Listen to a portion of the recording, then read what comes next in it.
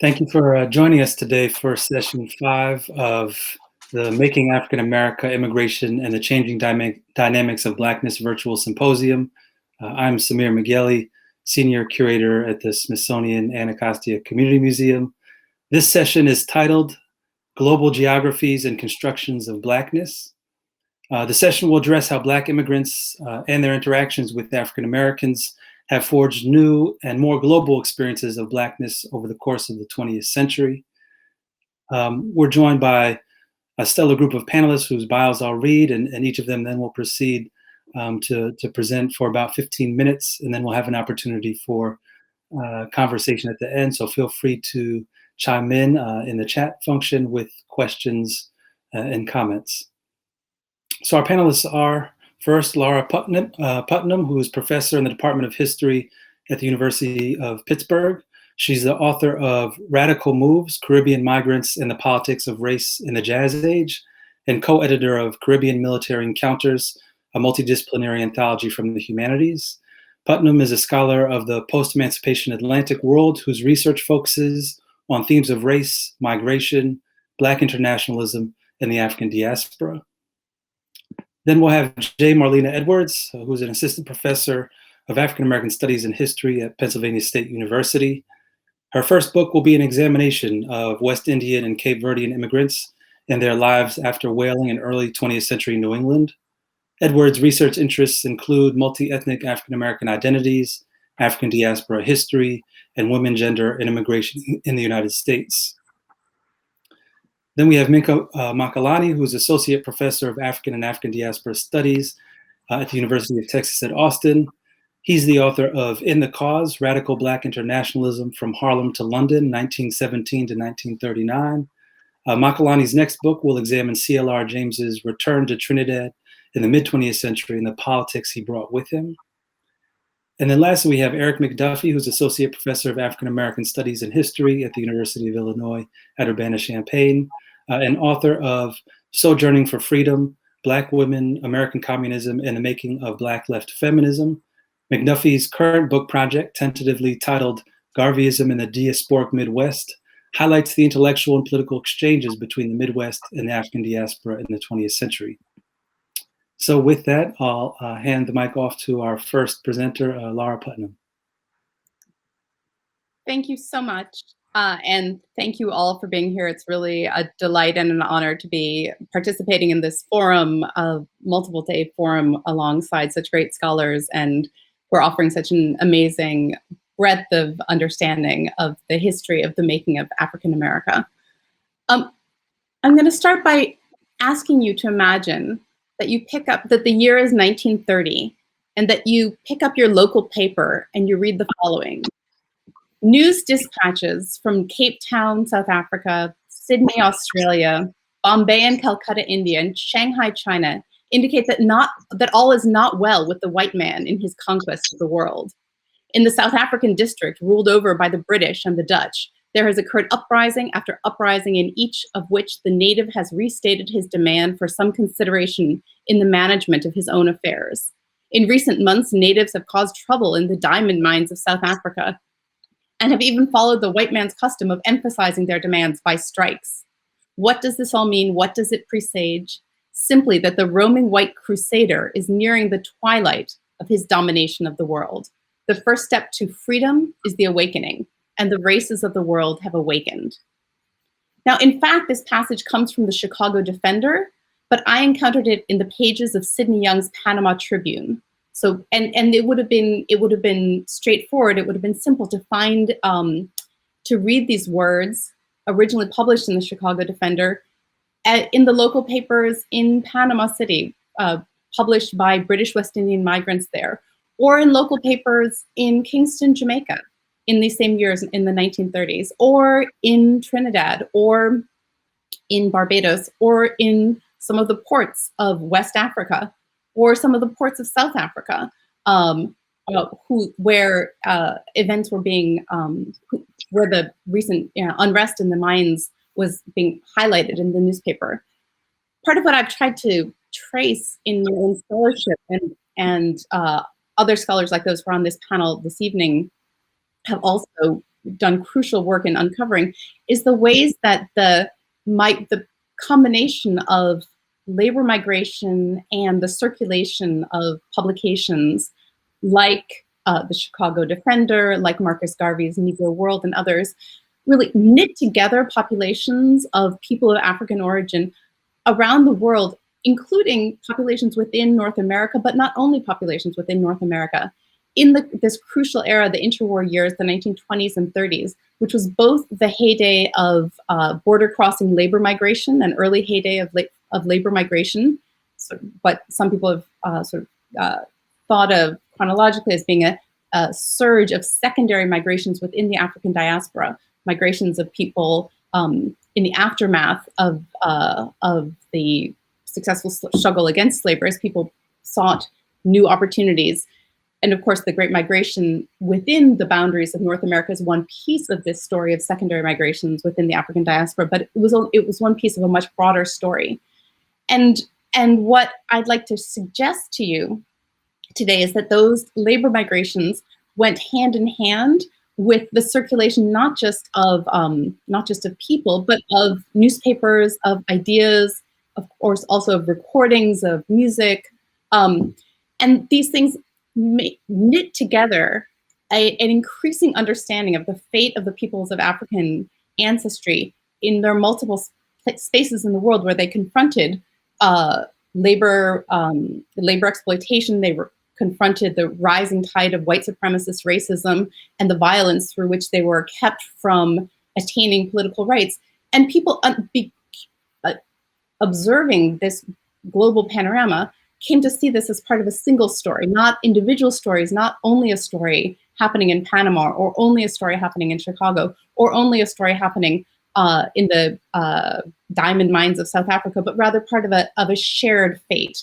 And I want to suggest that, first of all, that it's crucial that we understand these connections in order to understand the really the history of the modern world and the history of the making of theories of freedom and understandings of peoplehood in the modern world, but also that we can't only understand the people who migrated, we can't only understand people who traveled, we also need to understand folks who stayed home, but whose labor struggles became part of the news that, for instance, the international Black press was able to report on, to capture this reality of both the sort of surging growth of both white racism and imperial economies of labor, also the surging of anti-racism at the same time. Both of these things surged at the same time, and they're importantly knit together by people who traveled and by newspapers that traveled and that circulated.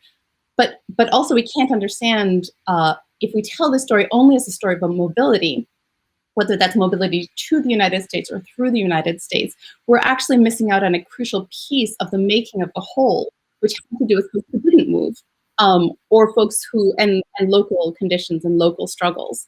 And so in the broader project that this is part of, I try to trace several individual leaders, individual writers, people like F.E.M. Hercules, who was actually born in Venezuela, traveled to his parents' country of Trinidad, then went back, then moved on to London, and eventually made his way, became part of the Society of Peoples of African Origin there, and traveled back to Trinidad, where he found himself in 1919 at a time of labor struggles, and he was actually expelled from the colony by the British, by the local British officials, who were afraid that he was going to spread this, what they described as the gospel of race prejudice. Of course, what he was actually doing was denouncing white racial prejudice, and in much the same terms as the words I began with. And he was arguing, he was in his public speeches, Hercules in 1919 in Trinidad and beyond, kept drawing these parallels between the lives of people of African ancestry within Africa, confronting capitalism and capitalist labor exploitation in places like mines, and what was happening within the British Caribbean and what was happening in North America as well. And the and so to give you some examples of this, he also referred, and I note when I first encountered Hercules' speeches, I was particularly interested in them because I had been researching the history of British Caribbean migrants in Venezuela, and suddenly I realized that there was a whole sort of Venezuelan backstory to the intellectual formation of this figure, Hercules, who I had only read about as a British Caribbean intellectual. I then traced, on the one hand, I sort of traced his travels, and I realized that he actually ended up going to the United States and becoming a well-known preacher in his later years and throughout the 1930s, 1940s. He became absorbed into the broader world of African-American Christian life. He founded a Bible school where many of which had a sort of special mission of educating women to become preachers themselves. And indeed, if you look at the notices at the time of his death, he was, as I said, he was a sort of very well-respected preacher. There's almost no mention of either his Caribbean backstory, his time in London, or much less the fact that he was born in Venezuela, sort of a really distant corner of the broad African diaspora. But I also, so this was sort of one thread that I followed through, was the thread of the story of FEM Hercules from Venezuela to London, back to the Caribbean, and then to the United States to ultimately become part of the making of the long-term making of sort of a Black religious tradition within the United States that fused together faith and claims to personhood and claims to full citizenship. But I also then went back to the context. What had he been saying? What had his preaching been, or what had his speeches been in the Caribbean in that year of 1919 that moved so many people, that drew so much attention? And I realized that again and again he was referring to, and some of the sort of most explosive things that he reported had to do with the treatment of women within Southern Africa, and the ways in which, as women, the women of Southern Africa protested against past laws that sought to keep them restricted in their mobility. As Black women within Southern Africa protested, they then became themselves the targets of physical assaults by the colonial authorities. They were subjected to degrading searches and strip searches and so on.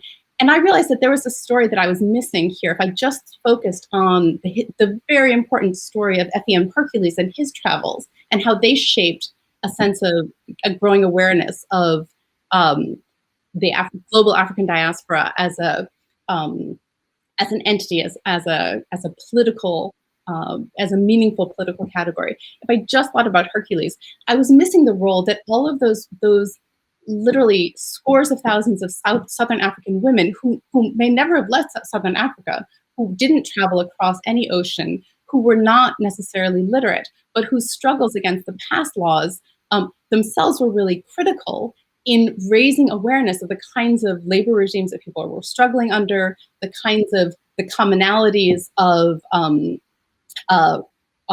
white supremacist ideologies that people were confronting.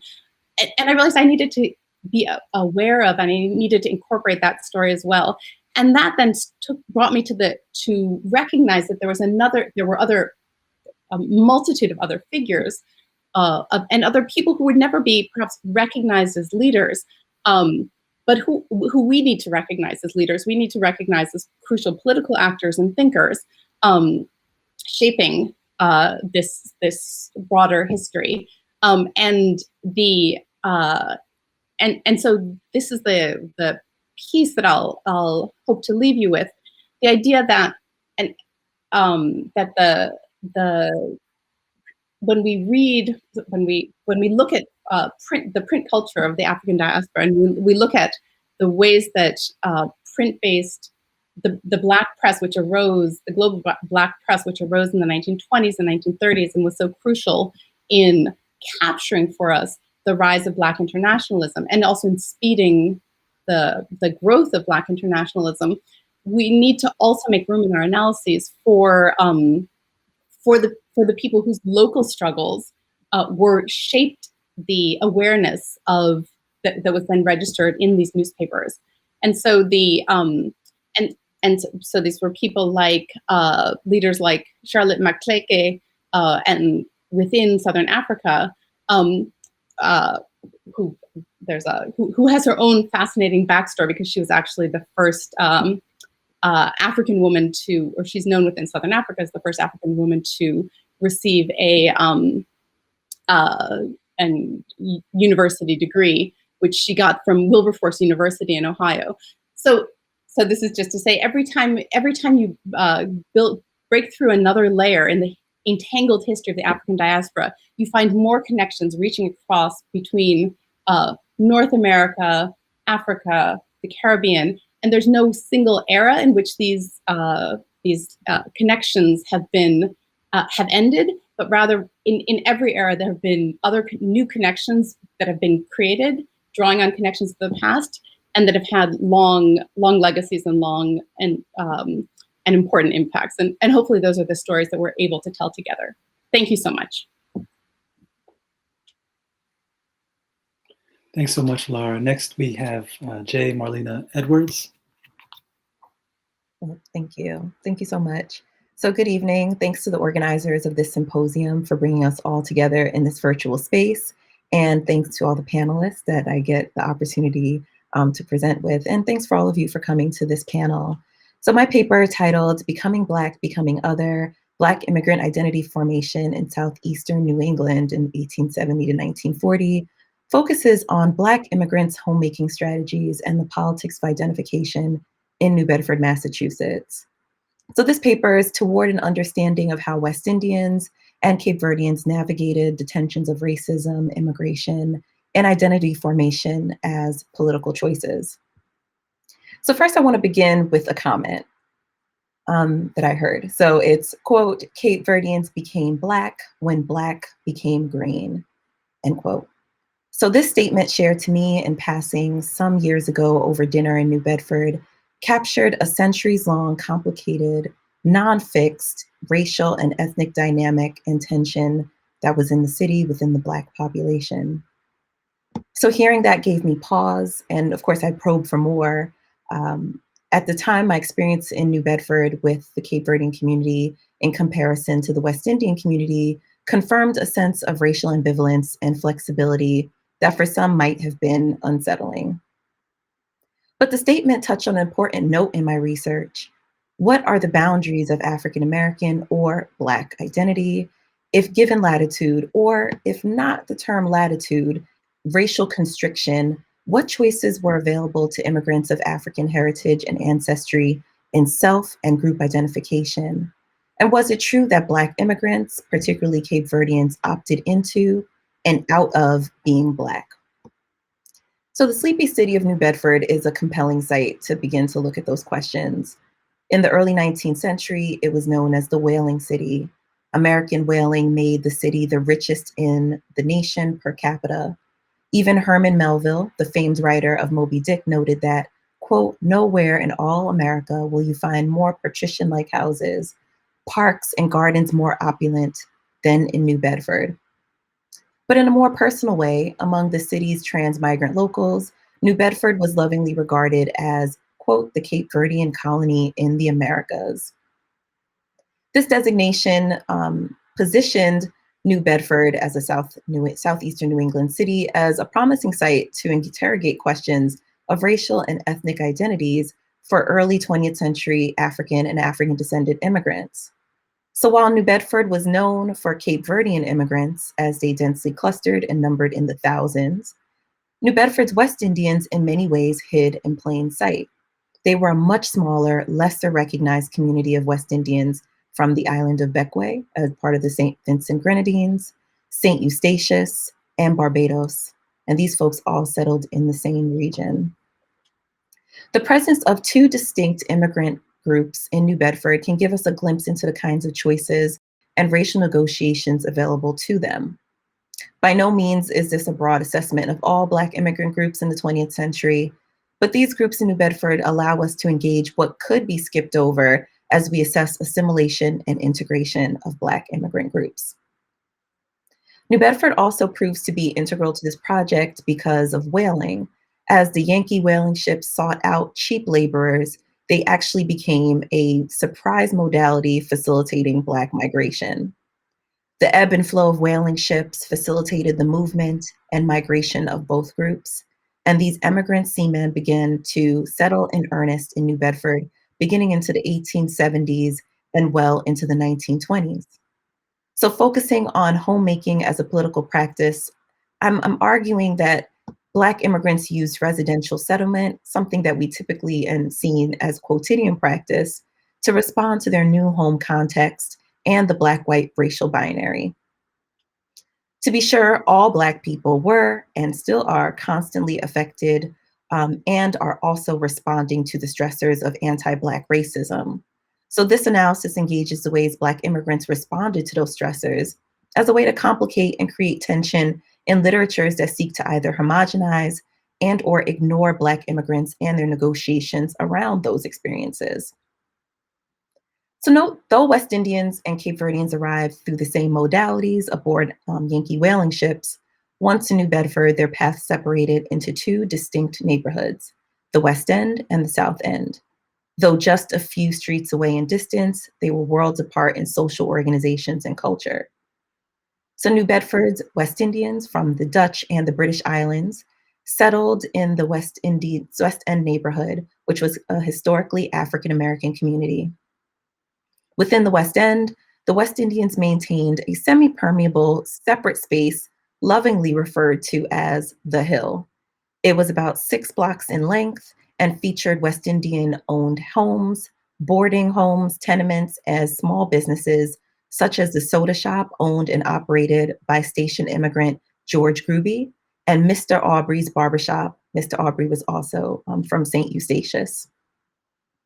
West Indians, being a small community, and that to be sure, they're in the low 100s in New Bedford, were actually family and friends, and they united in the city by chains of migration.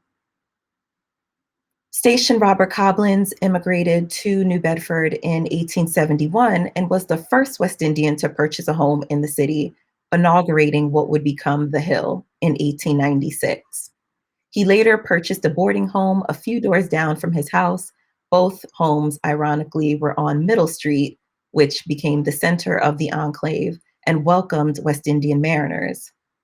The Coblins house backed the Frederick Douglass Memorial African Methodist Episcopal Zion Church, known by locals as the West Indian Church, notably because Robert Coblins and other Dutch West Indians were frequent members of the congregation, and Robert Coblins himself was a trustee of the church for more than a decade. For over 50 years living in New Bedford, Coblins was joined by his siblings, nieces and nephews, and friends from Statia as they slowly began to fill in the neighborhood called the Hill. William Lidney Kidd from Beckway arrived to New Bedford in 1902, and within a few years was a major property owner, landowner, and homeowner. His 2 homes on Ash Street bookended the neighborhood, and his granddaughters recalled it that those 2 houses made the neighborhood feel like, quote, one big house. The Hills also helped to populate the kids also helped to populate the Hill. Kidd and his brother Lawrence settled in the neighborhood, and the 3 other Kidd brothers traveled through New Bedford as a temporary way station before heading to other maritime centers, such as New London, Connecticut, and Perth Amboy, New Jersey. So seeing the Hill in New Bedford as both a funnel and a homestead, a place where Black immigrants could join in African-American spaces, yet at the street level maintain a space of their own, is part of that strategy of homemaking.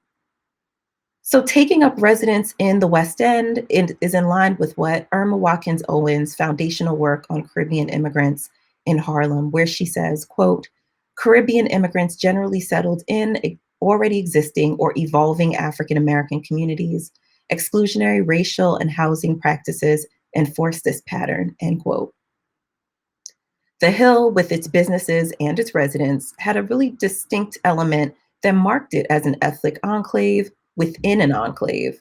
But to the outside world, West Indians were indistinguishable from their native-born African-American neighbors and community members. The self-conscious settlement, if we're considering the political strategy of homemaking, likely bonded West Indian immigrants and their families to the African American community for generations.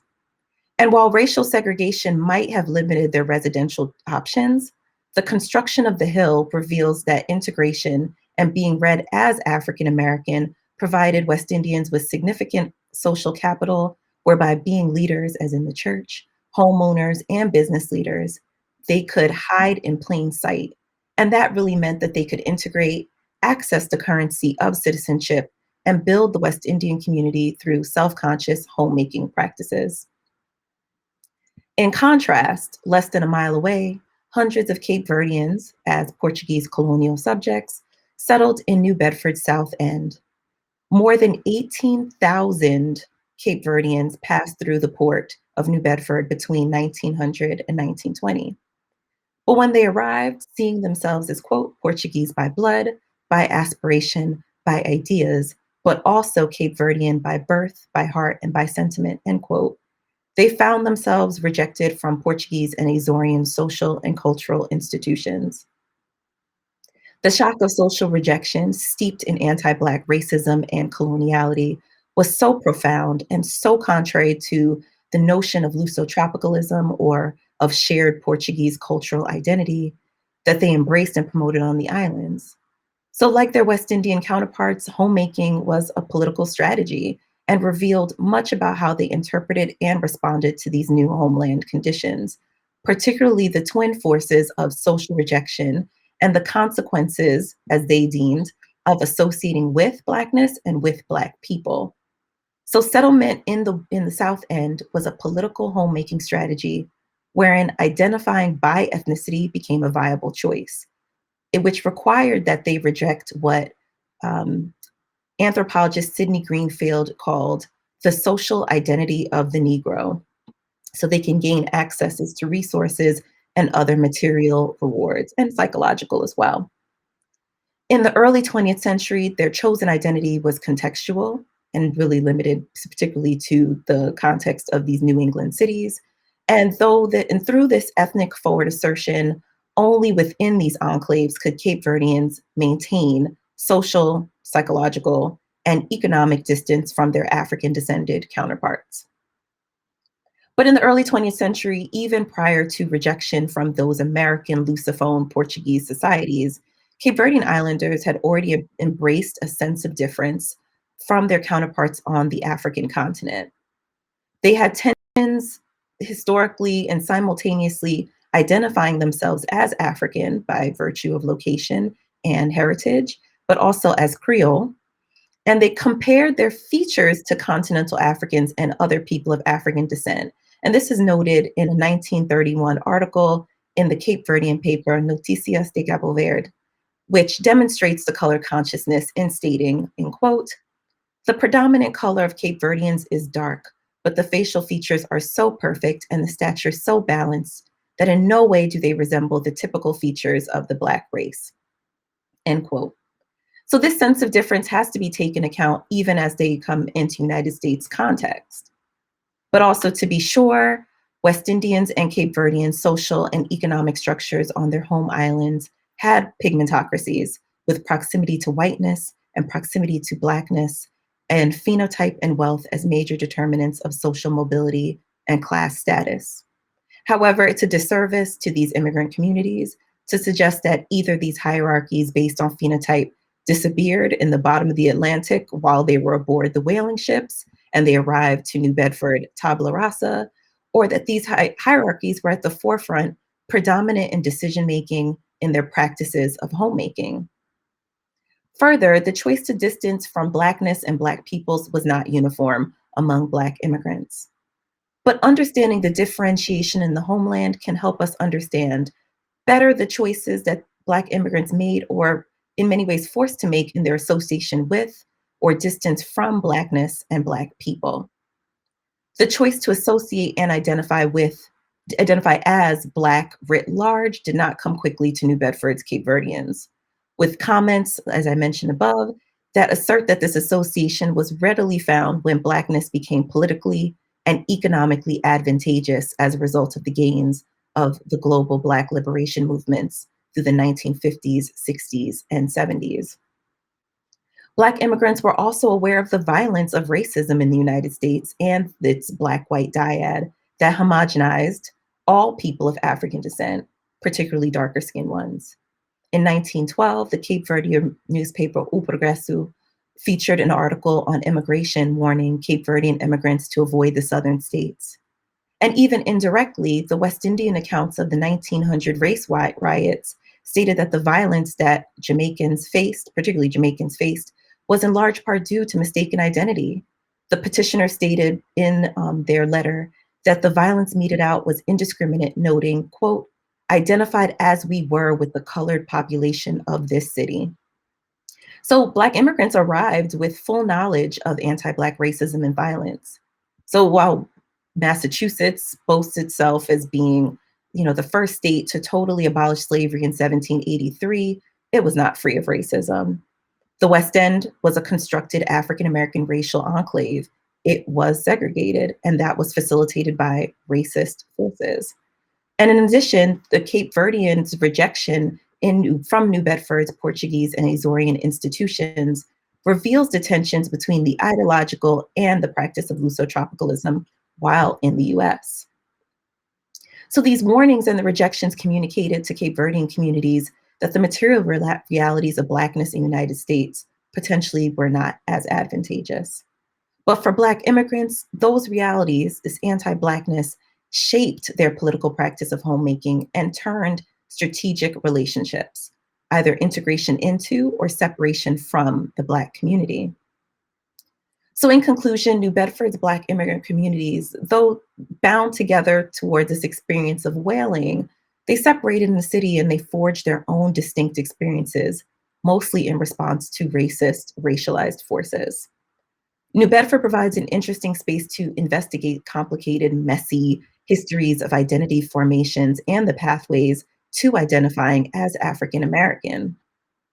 So a view of these homemaking strategies and this racial ethnic identification practice amongst West Indians and Cape Verdeans reveals the politics of their choices from where to settle and how to identify, and then how to introduce themselves to this new social construct. West Indian integration in the community was incomplete.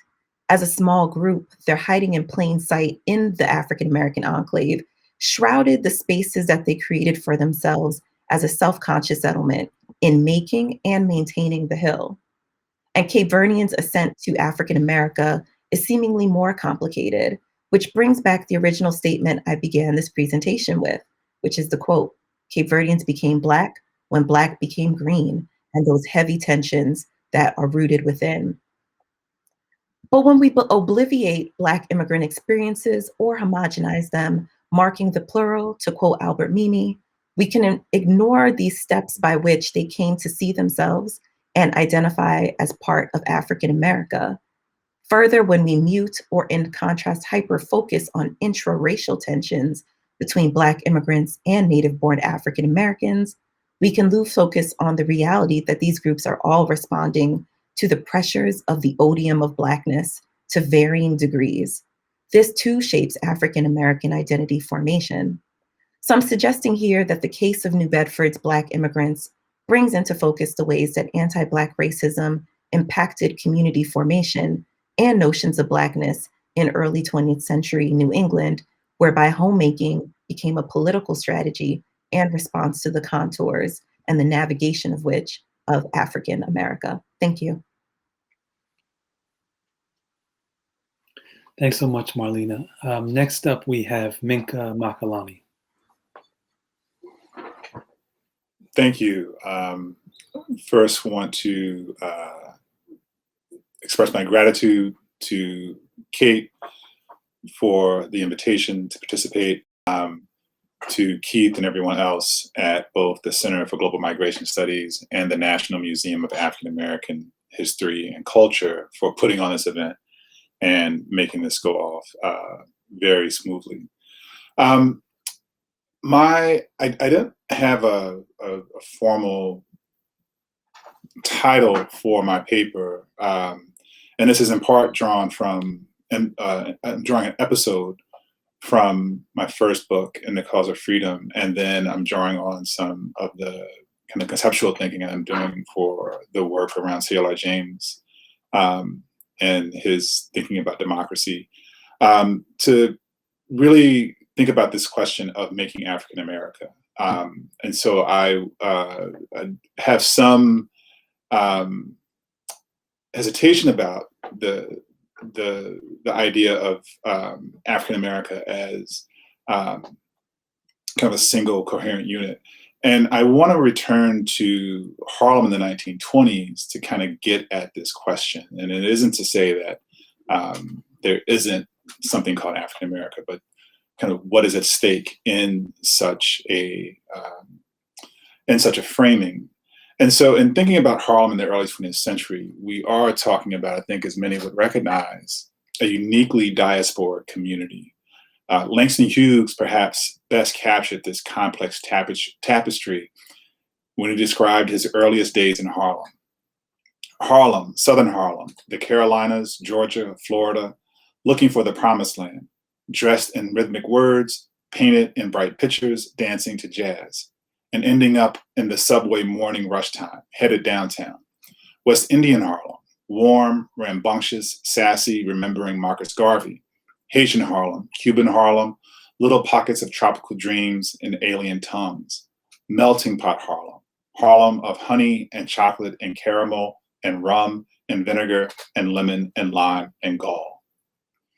It was in this Harlem that many Caribbean radicals began to express a notion of Blackness that sought to destabilize the colonial assemblages of the British West Indies and the United States that structured and governed race, as the ordering frames that gave us the categories of Caribbean and African American, which we presume to mark particular histories, cultures, and social practices and sensibilities. They also provide us the constructs within which we tend to think about how Black people have sought a mode of being together. In part, this is a problem of the specter of politics.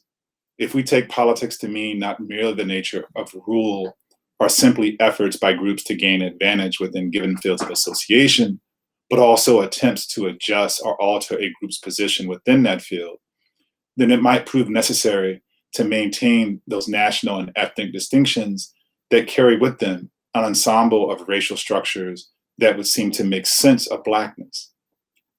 But I want to suggest that this is more of a problem than we tend to think. Politics, by definition, requires a delimited focus. The National Association for the Advancement of Colored People, the Universal Negro Improvement Association, the National Association of Colored Women's Clubs, the Brotherhood of Sleeping Car Porters, and the African Blood Brotherhood all sought to speak for Black people as a whole, but often focus on organizing specific groups. This might be what Hubert Harrison was trying to get at when he called the NAACP jokingly the National Association for the Advancement of Certain People. Yet what Hughes calls the, quote, Harlem of honey and chocolate and caramel and rum and lime and gall is not necessarily a Harlem focused on politics. Rather, it suggests what Richard Eiton calls the Black fantastic, those practices that destabilize governmentalities and our understandings of reason and propriety, yet, quote, maintain space for substantive, open-ended, deliberative activity and the related commitment to the nurturing of potentially subversive forms of interiority. We might see this as a poetics that, as Suzanne Césaire reminds us, has the potential to take us into a new time and a new world in pursuit of, quote, the most beautiful ambition of the human, to know the unknown. It is not coincidental then that the pursuit of such a mode of being together often involved attempts to grapple with the limitations of the political that occurred alongside forms of association that exceeded the normative range of politics. And I want to consider the effort by a number of Caribbean Black radicals in Harlem to grapple with the complexities of US racial formations based on their experiences with color in the British West Indies.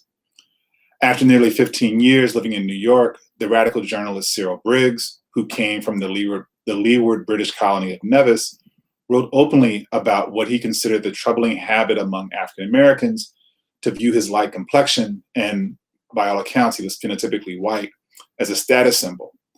In particular, he was disturbed by black people described as brown skin and high yellow, expressing a sense of superiority toward pure blacks who sought to connect themselves, quote, with the best white blood of the South and the North. W.A. Domingo, who immigrated to New York from Jamaica and worked with Marcus Garvey as a teenager in Jamaica, was similarly concerned that the use of the term colored for black people in the United States might introduce a West Indian style racial hierarchy where colored was a classification, quote, for a more or less exclusive or distinct group with definite group interests, set apart from the people classified as Negro. He warned that the colored label threatened to exacerbate intra-group antagonisms and introduce a structure where Negro, quote, connotes a status lower than that connoted by the word colored. Indeed, Eula Taylor explains of Amy Jakes Garvey's encounter with racism when she arrives in the United States, and